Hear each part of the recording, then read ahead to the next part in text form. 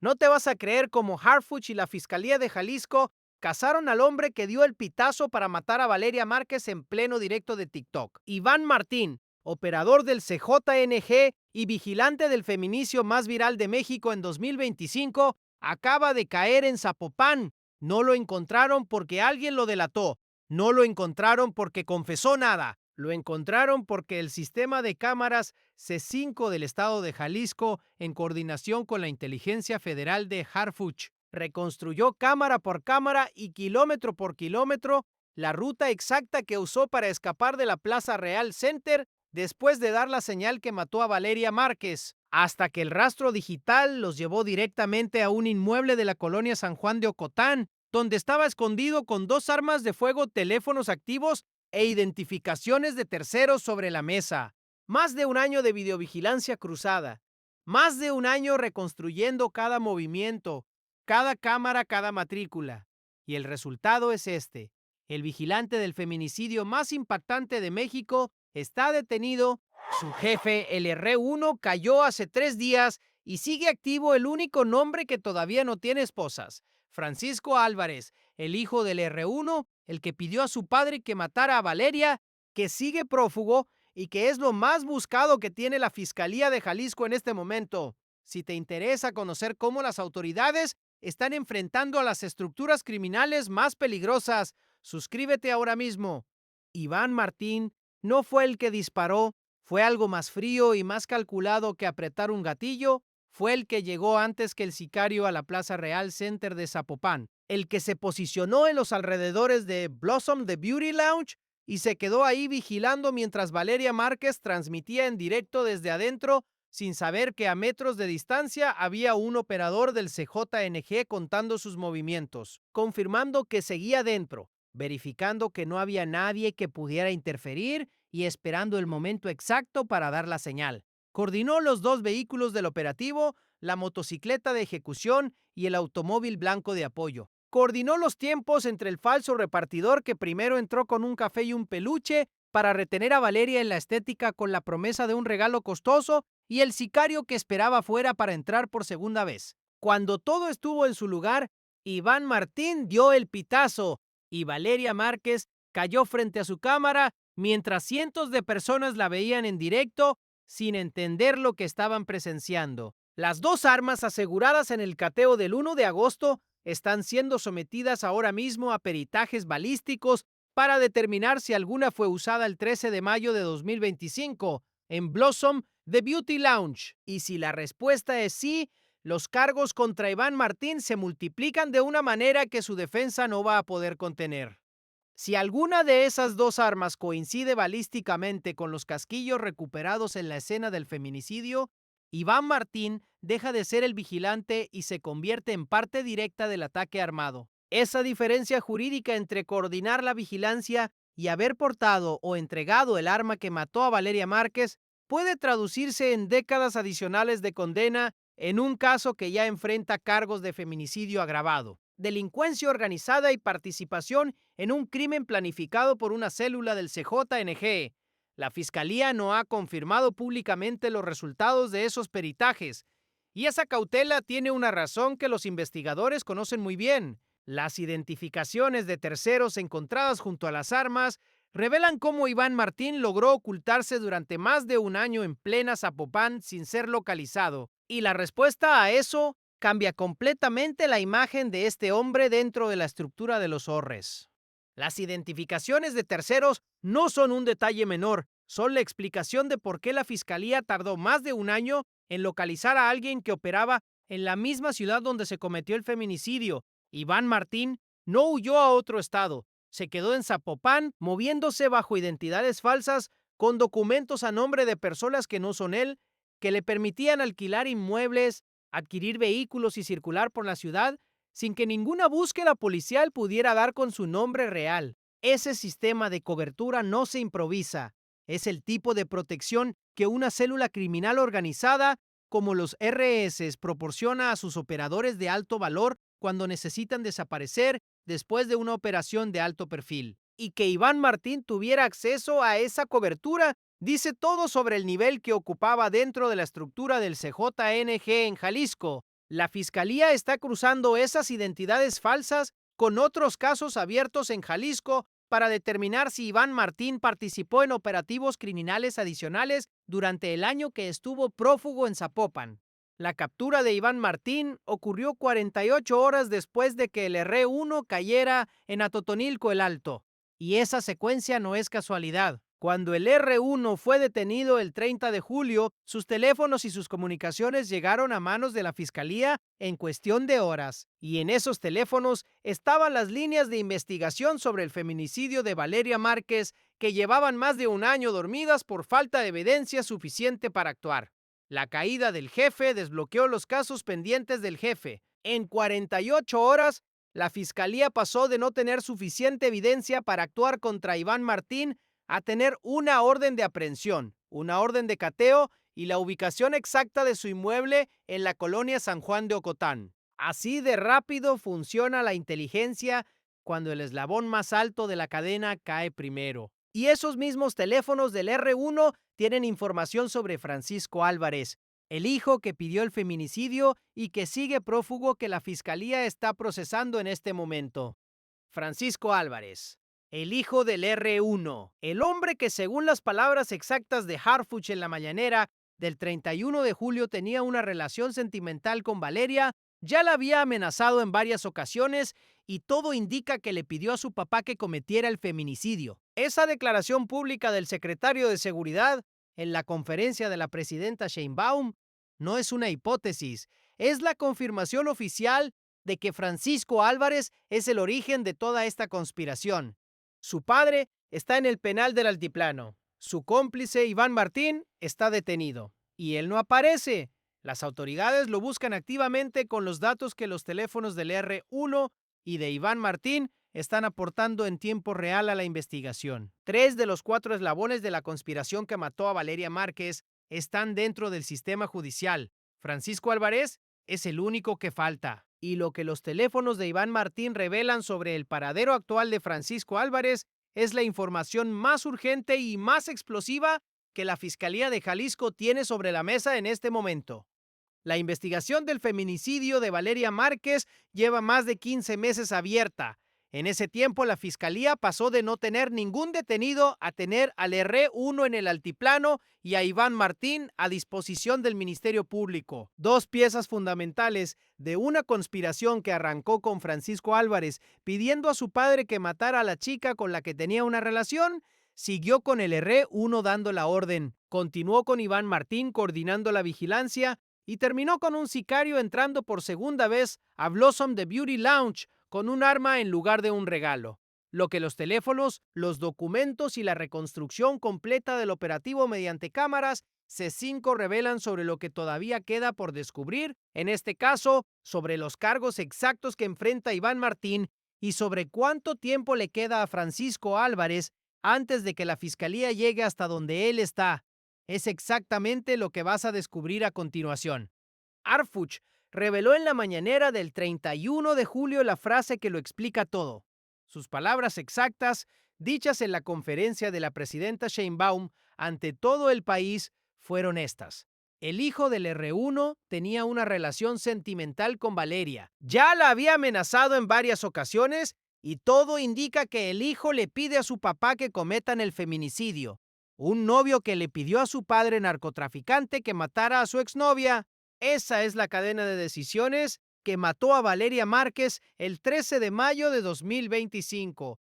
No fue un ajuste de cuentas entre criminales, no fue un crimen relacionado con el negocio del narcotráfico. Fue una disputa sentimental que Francisco Álvarez resolvió llamando a su padre el líder de una célula del CJNG y pidiéndole que usara toda la estructura criminal que tenía a su disposición para ejecutar a la chica con la que había tenido problemas. Y el R1 lo hizo. Activó a Iván Martín, diseñó la trampa del falso repartidor, coordinó los 2 vehículos de apoyo y ordenó el feminicidio más viral de México en 2025 como si fuera una operación más de los Rs.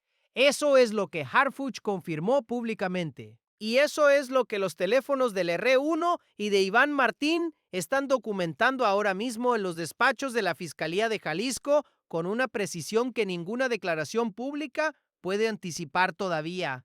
¿Qué tipo de relación tenía exactamente Francisco Álvarez con Valeria Márquez antes de pedir su muerte? ¿Cuánto tiempo duró esa relación? ¿Cuándo empezaron las amenazas? ¿Y qué fue lo que finalmente lo llevó a dar ese paso irreversible de pedirle a su padre que la ejecutara? La respuesta a esa pregunta está en el contenido que la propia Valeria Márquez publicó públicamente durante 2025, meses antes de su muerte. Audios donde describía el maltrato emocional que sufría en esa relación, vídeos donde hablaba de las humillaciones y las amenazas que recibía, mensajes que ella misma difundió en sus redes porque quería que su audiencia supiera lo que estaba viviendo. Y lo que ese contenido revela, revisado ahora con el contexto de lo que Harfuch confirmó el 31 de julio, es que Valeria Márquez llevaba meses documentando en público las amenazas del hijo de un líder del CJN, que sin que nadie a su alrededor pudiera dimensionar el peligro real que eso representaba. Porque amenazar a alguien cuyo padre dirige una célula criminal del cártel de las 4 letras no es lo mismo que amenazar a cualquier persona. Es una amenaza que tiene detrás de ella una estructura armada con capacidad real de ejecución y Valeria lo pagó con su vida. Lo que ese contenido público de Valeria revela sobre las amenazas específicas que recibió en las semanas previas al 13 de mayo de 2025 es la evidencia que conecta directamente a Francisco Álvarez con la decisión de pedir el feminicidio. Esas amenazas documentadas públicamente por la propia Valeria son ahora parte del expediente judicial.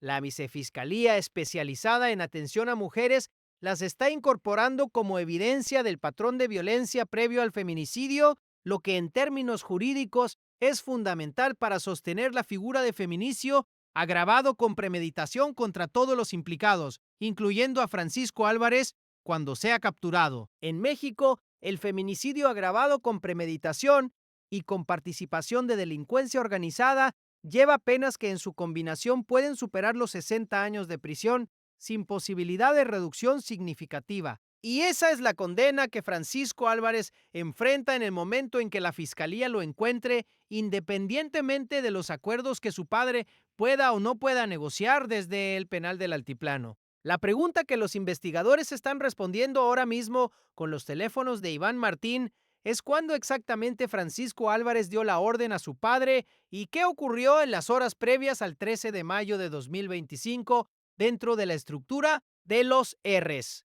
La reconstrucción de las horas previas al feminicidio es una de las líneas de investigación más activas que la Fiscalía tiene abiertas en este momento, porque el operativo que Iván Martín coordinó en la Plaza Real Center no se improvisa en una tarde. El falso repartidor que entró primero con el café y el peluche necesitaba instrucciones precisas sobre a quién entregar el encargo, en qué establecimiento, a qué hora y con qué pretexto para que Valeria se quedara esperando el regalo costoso. Esas instrucciones vinieron de alguien. Alguien las diseñó, las comunicó y las coordinó con suficiente antelación para que el operativo funcionara con la precisión que las cámaras del C5 registraron. Y ese alguien, según la investigación, es Iván Martín. Lo que los teléfonos asegurados en su cateo contienen sobre las comunicaciones de las horas previas al 13 de mayo, los mensajes enviados y recibidos en las horas anteriores al ataque, es la línea de tiempo completa de cómo se planificó y se ejecutó el feminicidio de Valeria Márquez. Esa línea de tiempo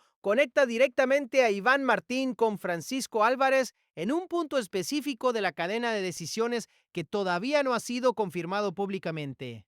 La conexión entre Iván Martín y Francisco Álvarez dentro de la estructura de los Zorres es el hilo que la Fiscalía está tirando con más urgencia en este momento, porque si los teléfonos de Iván Martín contienen comunicaciones directas con Francisco Álvarez en los días previos al feminicidio, esa evidencia no solo refuerza los cargos contra el hijo del R1 como autor intelectual, también revela el paradero desde el que Francisco Álvarez estaba operando cuando dio las instrucciones, y esa ubicación, aunque sea de hace 15 meses, es un punto de partida para reconstruir sus movimientos posteriores y determinar dónde podría estar ahora. Los fugitivos no desaparecen en el vacío, dejan rastros, usan contactos, se mueven por rutas que tienen lógica dentro de la estructura criminal a la que pertenecen. Y Francisco Álvarez pertenece a la misma estructura que acaba de perder a su padre y a Iván Martín en 48 horas. Una estructura que en este momento está tan desestabilizada internamente que cualquier movimiento de Francisco Álvarez para reubicarse o comunicarse con lo que queda de los Arres es un movimiento que la inteligencia federal puede detectar. La reacción dentro de lo que queda de los R's en Jalisco después de la caída del R1 y de Iván Martín en 3 días es exactamente el tipo de comportamiento que los analistas del Centro Nacional de Inteligencia están monitoreando en tiempo real. Cuando una organización criminal pierde a su líder máximo y a uno de sus operadores de confianza en 48 horas, los elementos que siguen activos entran en modo de pánico. Cambian de inmueble de manera apresurada, usan comunicaciones que no estaban en sus protocolos habituales, se contactan entre sí para entender qué pasó y qué viene. Y cada uno de esos movimientos de pánico es un dato nuevo para la inteligencia federal. Francisco Álvarez está en ese mapa de movimientos. Y cada hora que pasa sin aparecer es una hora más de datos acumulados sobre su comportamiento. Lo que la Fiscalía de Jalisco ya confirmó públicamente es que las labores de campo y gabinete para localizar a los implicados que siguen libres continúan sin pausa. Y eso incluye específicamente a Francisco Álvarez. Hay un detalle del operativo del 1 de agosto que ningún medio ha analizado con la profundidad que merece y que dice todo sobre el estado actual de la investigación. La Vicefiscalía Especializada en Atención a Mujeres fue la unidad que lideró el cateo con apoyo del Ejército Mexicano y la Guardia Nacional. Eso significa que la Fiscalía de Jalisco está encuadrando jurídicamente este caso desde el principio como un feminicidio ejecutado por una estructura criminal del CJN, no simplemente como un delito de crimen organizado con víctima colateral. Esa distinción jurídica tiene consecuencias concretas sobre los cargos que se van a imputar a cada uno de los implicados y sobre la manera en que el caso va a ser presentado ante un juez de control. Y es también la distinción que determina qué unidad investiga el paradero de Francisco Álvarez y con qué herramientas legales puede actuar cuando lo encuentre. La diferencia entre imputar a Francisco Álvarez como autor intelectual de feminicidio agravado o simplemente como miembro de una organización criminal puede ser la diferencia entre 40 y 80 años de condena. La cobertura internacional que el caso de Valeria Márquez generó desde el 13 de mayo de 2025 añade una presión adicional sobre la Fiscalía de Jalisco que pocas investigaciones de feminicidio en México han tenido que gestionar. Telemundo, medios estadounidenses, europeos y latinoamericanos cubrieron el asesinato en directo de TikTok como uno de los crímenes más impactantes del año en México. Y esa cobertura internacional se reactivó el 31 de julio cuando Harfuch confirmó la conexión con el R1 y con su hijo Francisco. Eso significa que la Fiscalía de Jalisco no solo está respondiendo ante la sociedad mexicana con esta investigación, está respondiendo ante una audiencia global que lleva más de un año preguntando quién mató a Valeria Márquez y por qué nadie había sido detenido todavía. La caída del R1 y de Iván Martín en 3 días es la primera respuesta concreta a esa pregunta, y Francisco Álvarez prófugo es la pregunta que todavía no tiene respuesta. Lo que la Fiscalía de Jalisco está preparando para ir a buscar a Francisco Álvarez y lo que enfrentan jurídicamente tanto él como Iván Martín cuando el proceso judicial avance es exactamente lo que vas a descubrir ahora. Iván Martín está a disposición del Ministerio Público de Jalisco con un expediente construido sobre 3 pilares que su defensa no va a poder desmantelar fácilmente. Primero, la reconstrucción visual completa de su presencia en la Plaza Real Center el 13 de mayo de 2025, documentada cámara por cámara por el sistema C5 que lo coloca en la escena del feminicidio antes, durante y después del ataque. Segundo, las 2 armas de fuego aseguradas en su cateo que están siendo sometidas a peritajes balísticos cuyos resultados pueden añadir cargos directos de participación en el ataque armado. Tercero, los teléfonos con comunicaciones activas que conectan a Iván Martín con la estructura de los R's y posiblemente con Francisco Álvarez en los días previos al feminicidio.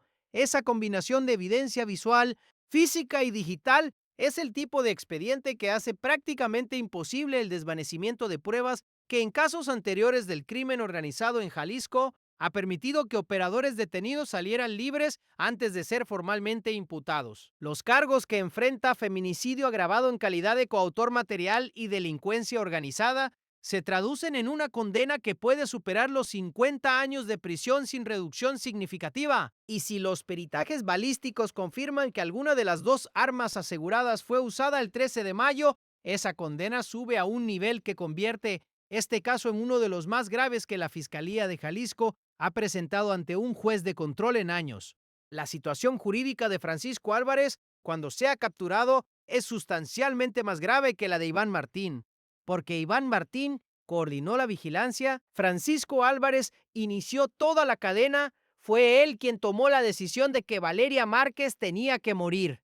Fue él quien se lo comunicó a su padre, y fue su petición la que activó toda la maquinaria criminal de los R's para ejecutar un feminicidio planificado con premeditación, ventaja y participación de una organización del CJNG. En términos jurídicos, eso lo coloca en la figura de autor intelectual de feminicidio agravado, que en el marco del artículo 19 constitucional es un delito que amerita prisión preventiva oficiosa y que en combinación con los cargos de delincuencia organizada transnacional puede traducirse en una condena que supere los 80 años. Y a diferencia de su padre, que cayó por una investigación que arrancó con el asesinato de Carlos Manso, Francisco Álvarez es buscado específicamente y exclusivamente por el feminicidio de Valeria Márquez. Eso significa que toda la presión investigativa de la Vicefiscalía especializada en atención a mujeres está concentrada en un solo objetivo. Cada día que Francisco Álvarez sigue prófugo es un día más que la Fiscalía acumula evidencia sobre sus movimientos, sus contactos y su paradero actual, usando los datos de los teléfonos de su padre y de Iván Martín. Lo que hace especialmente vulnerable a Francisco Álvarez en este momento es que la red que podría haberlo protegido está completamente desmantelada.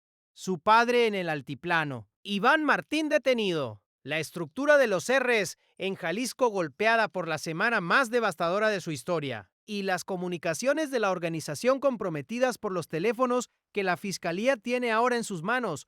Un prófugo con red de apoyo activa puede mantenerse invisible durante meses o años. Un prófugo cuya red acaba de colapsar en 48 horas tiene opciones mucho más limitadas.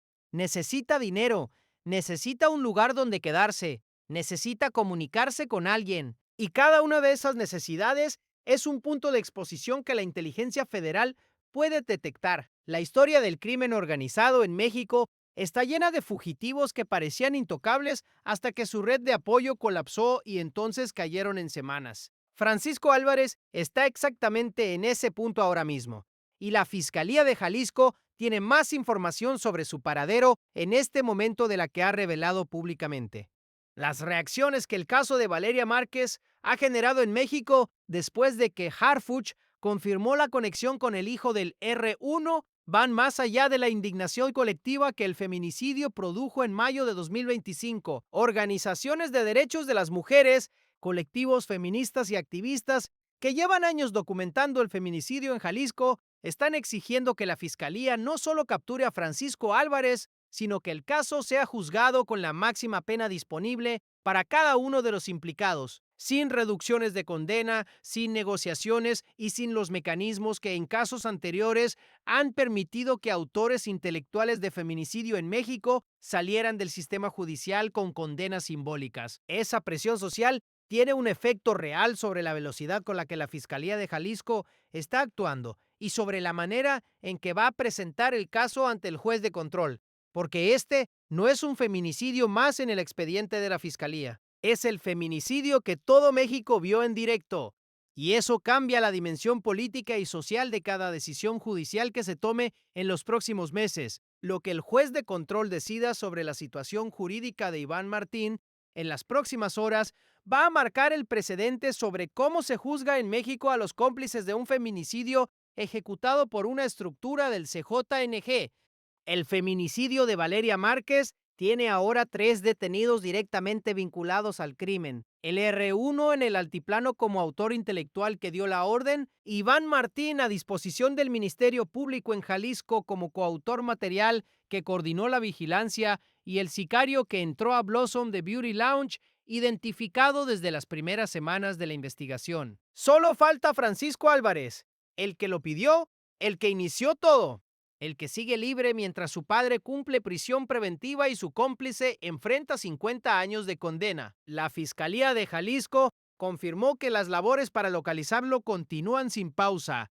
Harfuch lo tiene en su radar y la misma tecnología de cámaras C5 que cazó a Iván Martín después de 1 año y 2 meses de análisis está siendo aplicada ahora sobre los movimientos de Francisco Álvarez. El caso más impactante de 2025 está a un solo detenido de cerrarse. Y cuando Francisco Álvarez caiga, este canal va a ser el primero en contártelo. Si no quieres perderte esa captura ni ningún otro operativo contra el crimen organizado en México, el próximo video de este canal ya está aquí esperándote.